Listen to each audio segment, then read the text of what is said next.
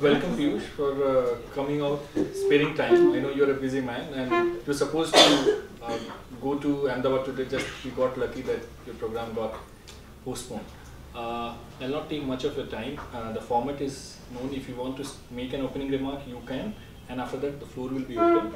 Well, thank you very much for inviting me at the Idea Exchange.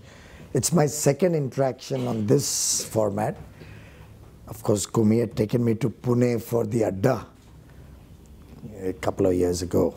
It's a long association, a wonderful feeling to be once again back at the Indian Express office. Thank you for this opportunity. So I'll start with the issue of economy. A lot has been said, a lot has been written. One of your senior party colleagues himself lambasted your own government, former finance minister. Just what's the upshot that you are seeing from the current slowdown, as they call it, not the recession? Well, I don't think there's any reason or cause to worry on this temporary blip. Very clearly, this has been seen across the world. Wherever GST has been implemented, a very temporary issue while people are adjusting. And to my mind, what India has embarked in terms of GST is unparalleled in the annals of world history. A country of 1.25 billion people, a country which would have small and big traders and manufacturers numbering into a few crores, trying to address complicated issues in an economy which still has a lot of inequality, in an economy which is still relatively young, an economy which is still centered around a lot of public service, for example, agriculture. It has its own challenges, so you can't really bracket an agricultural product with a luxury car. A country where a person affords a Bentley or a BMW and another is worried about not being able to afford a Hawaii chappal, a rubber chappal. In such a complex situation, the fact that Prime Minister Modi, Shri Arun Jaitley, all other politicians from all the parties put together, because ultimately, as I had said earlier on many occasions, this is a shared achievement of almost the entire political establishment. To be able to unanimously come up with a process, a procedure, a format, rates, and implement it in a defined time frame. Be willing to evolve as you go along, learn from experience, improve the process, wherever required, even address concerns of rate fixation, to do all of that and successfully roll it out on 1st July, within 3 months to be able to actually get revenues up to the expected levels. Certainly issues which have cropped up will be addressed and will continue to be addressed. But when such a massive transition takes place, certainly there were bound to be certain transitional issues which I think India has been able to surmount faster than any other country. To my mind, this quarter, July, August, September reports as they come out will start showing the uptick in the economy. And I have absolutely no hesitation in predicting an 8% growth next year, possibly going up even further in the year after. What gives you hope that you will get 8% next year, next fiscal? When the two main issues, two balance sheet problems, one you have just begun to address, and second, the private corporate balance sheets remain in red, private investment is not picking up. What is it that you see that gives you hope, so much hope? No, it's not about hope. It's about conviction. I'm very clear about what our direction was. And let me take a minute to digress and share with you what the thinking of this government is. Because I've always believed it's the mindset which has to be clear. The vision has to be clear, then the outcomes come naturally. When we came into government, we had two paths before us. One was a path to prepare the nation and work towards prosperity for the people in the short term. It is very similar to what happened in 2008-9. Mid-term budgets were revised. When the 2008 collapse happened worldwide, India took the soft option of just quickly letting the fiscal deficit slide within the year from 2.9%, which was budgeted, to 6.1%. It's almost 100% doubling. And money was used to indiscriminately show growth in the short run, pump prime the economy, but the results of that cost the country almost 5-6 years of wasted opportunities. So you saw 8-9 maintain, 9-10, 10-11 show a reasonable performance, and then the economy started collapsing. Fiscal deficits went up through the roof, current account deficits were crazy, double-digit inflation, nominal growth started falling, interest rates were skyrocketing. In every respect, we inherited a legacy which was used to short-term band-aid solutions, never a long-term vision. This government decided that what we will do is prepare India not for creating a 4-5 story building, but to create a skyscraper. Something like China, in some sense, if you want to draw a parallel, did during 1979 to 1984. They prepared the entire framework, which from 84 to 2014 gave them 3 decades of unparalleled growth, progress, development, and took the entire country into a completely new orbit, which helped them, in fact, overtake India on many parameters in which we were far ahead of them before 79. In some sense, what we have done is prepare the framework which will take India to decades of prosperity. And let me share simple examples with you. Nobody is going to come and invest in a country where there is already a sense that you are always going to be power short. There's always going to be shortfall of power. Nobody invests in a country where there's flip-flop on policies and there's no stable, predictable, simple policy framework. Nobody wants to invest in a country where corruption is reigning supreme, and after investment, you may land up with your 2G license getting cancelled and international investors losing billions of dollars honestly invested in your country. What we have done is focus on creating systems, processes which outlive this government. So our entire working has been more focused on system improvement, policy improvement, an honest government with the highest levels of integrity, no favoritism to anybody. It could be just about anybody in the country. A lot of people have questions about your new ministry, especially this decision to spend a huge amount on purchasing bullet trains, when the fact is that you need a lot of money to bring safety measures into a very antiquated railway system. So how do you justify that? Kumi, actually you've answered the question in your own question itself. What is the cause of this antiquated railway system? It is the mindset of the people who are opposing the bullet train, which has kept India antiquated, which has kept India backward, which has kept India deprived of service to the people of India. Whoever suggested there's any shortage of funds for safety? The funds available for safety are sufficient, as much as is required, and any more that is required also we will make available. So shortage of funds is the first mindset change that we have done in the railways. Railways are now investing against 40,000-45,000 or so every year in UPA 2. We are investing 1,31,000 crores this year in the railways. So shortage of funds is absolutely a lame excuse if anybody gives it. There's sufficient funds, safety will not be compromised, and whatever it takes to get safety and safe processes implemented, we are going to do it on mission mode. The last modern train technology that came to India was the Rajdhani in 1969, and a number of people, by the way, opposed it even at that time.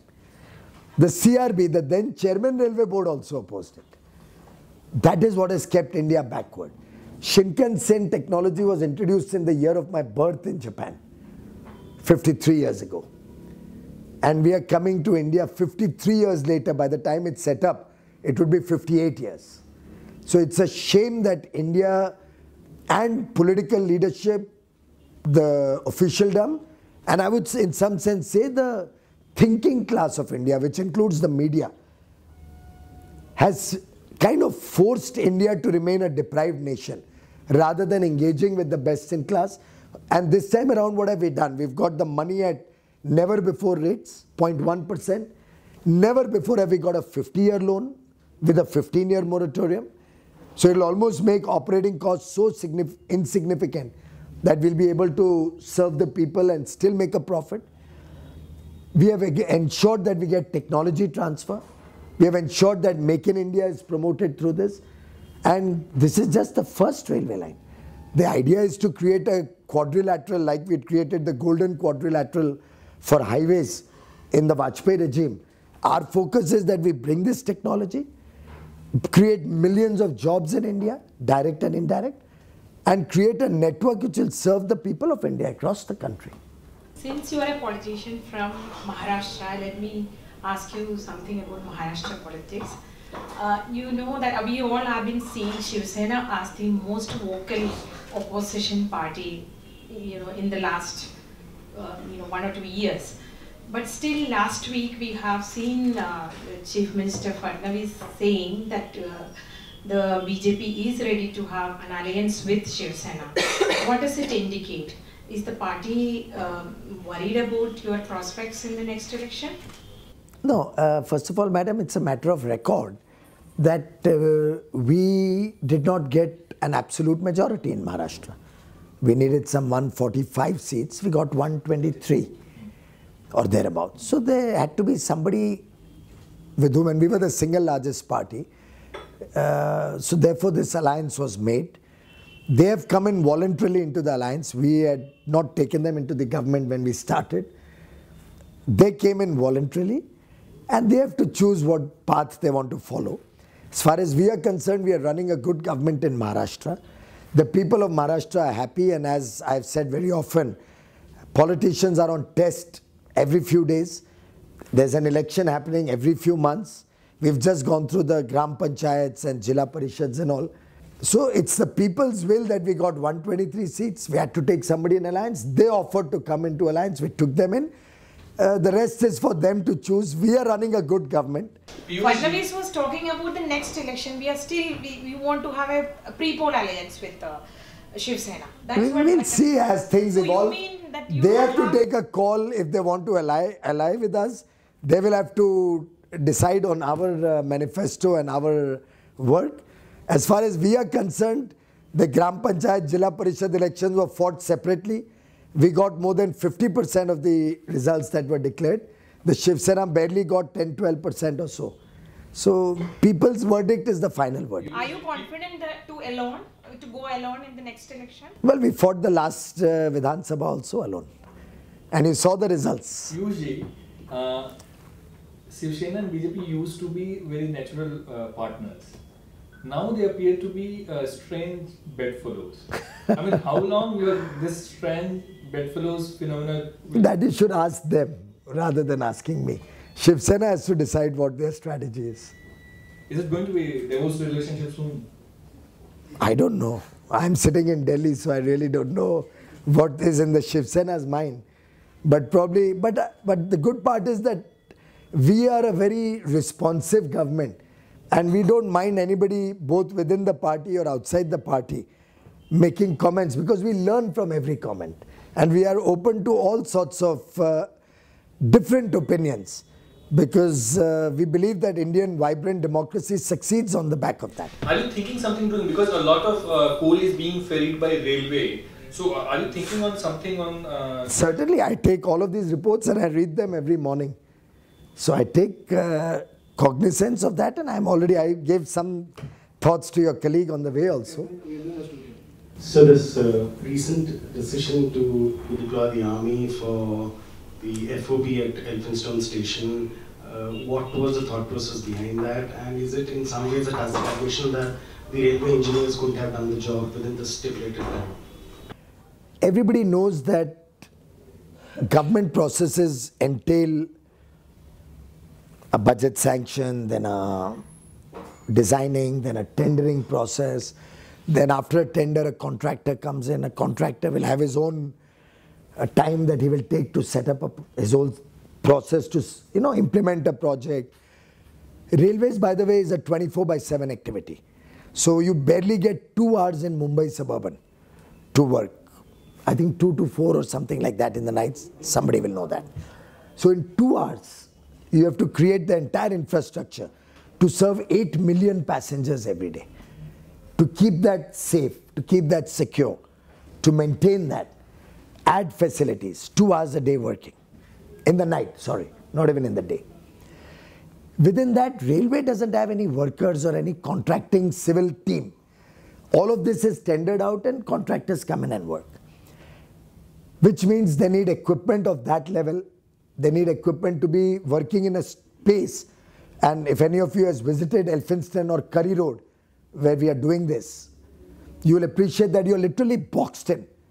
Now in this situation, howsoever much you may get anybody to come in with no own contract workers or implementing agency, I can at best tender it out.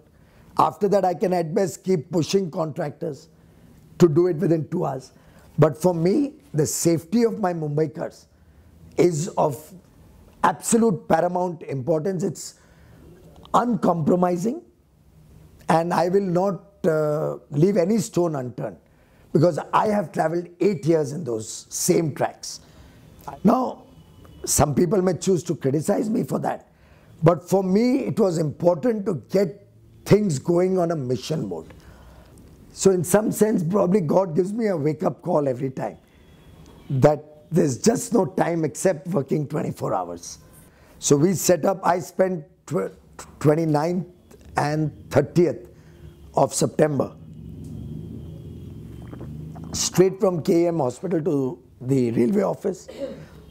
Both days I think we sat 10-12 hours without a break, except second day I allowed a lunch break, in which I was still working. Mangal Loda and all had come in with certain more important requests similar. And we got multi-dimensional teams, multifunctional teams to study every suburban station. We must have taken over 100 policy decisions in those 2 days. Over 100 policy decisions, which will impact all of India, not just Mumbai, also Mumbai. We got the whole railway board there on the 30th, which took decisions on the spot, no waiting for the bureaucracy. And then I had not thought of this. Ashish Shelar, the Mumbai BJP president, came and met Nirmala ji and me on 6th October. And he gave this suggestion. And I was just, that's what I was looking for. So we got cracking. We sent military teams there to assess it.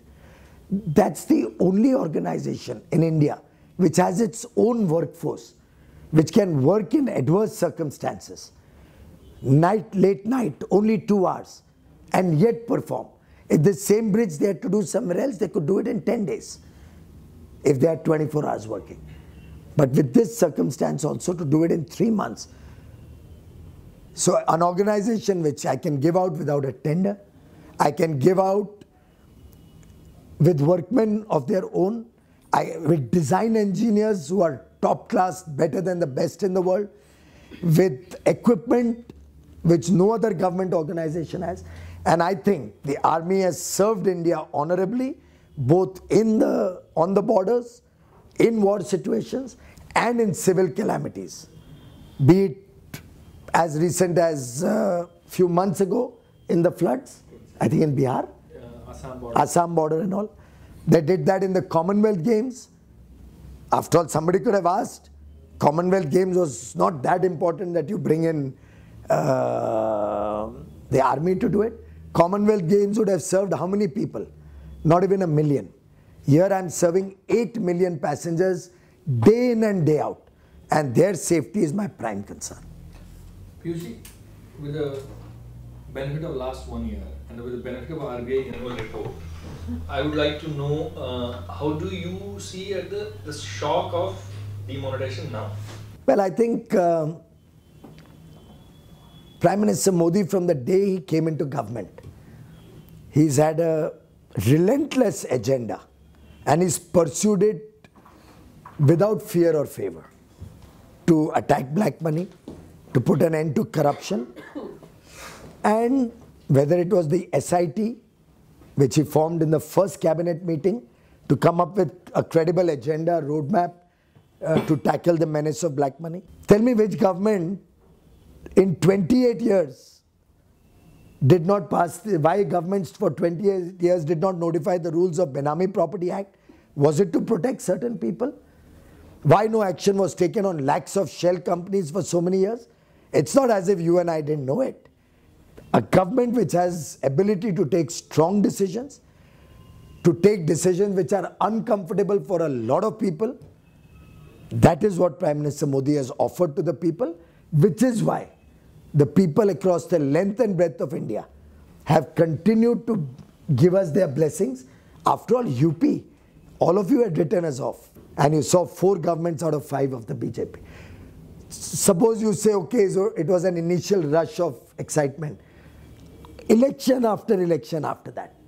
In the corporations, in Maharashtra, I just talked about Jila Parishad. Common man is happy with this government. A few people who probably took a hit because of demonetization are still yet to get over it. They are making tall claims and statements on television. Finally, we will have the people's verdict once more.